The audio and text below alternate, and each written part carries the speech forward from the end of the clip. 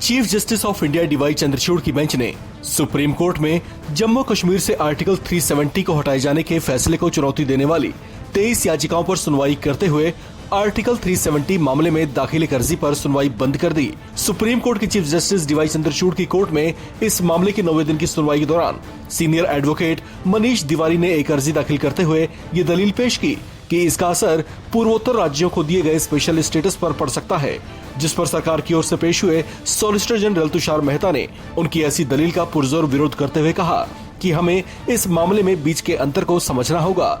हम यहाँ जम्मू कश्मीर में लागू अस्थायी आर्टिकल 370 पर विचार कर रहे हैं।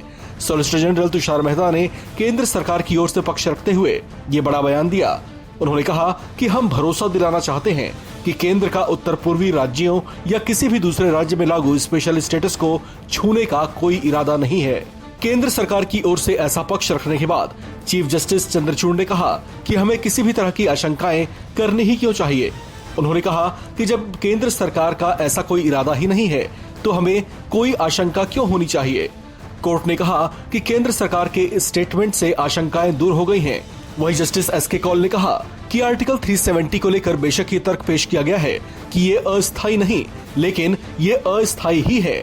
सुप्रीम कोर्ट ने कहा कि हम इस अर्जी पर सुनवाई नहीं करेंगे।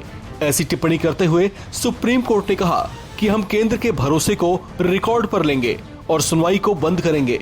कोर्ट ने कहा कि हम आशंकाओं के आधार पर कोई सुनवाई नहीं करेंगे और न ही 370 के अलावा किसी दूसरे क्षेत्र में प्रवेश करेंगे। आपको बता दें कि इन दिनों जम्मू कश्मीर में आर्टिकल 370 को हटाने को चुनौती देने वाली 23 याचिकाओं पर सुप्रीम कोर्ट के चीफ जस्टिस डीवाई चंद्रचूड़ की अध्यक्षता वाली 5 जजों की संविधान पीठ सुनवाई कर रही है।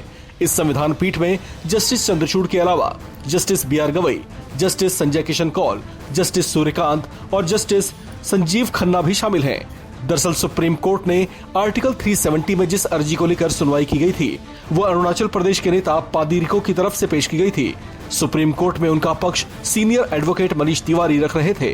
मनीष तिवारी ने कोर्ट में आशंका जाहिर की थी कि आर्टिकल 370 को हटाए जाने का असर नॉर्थ ईस्ट के राज्यों में जारी स्पेशल प्रोविजन 371 पर भी पड़ सकता है।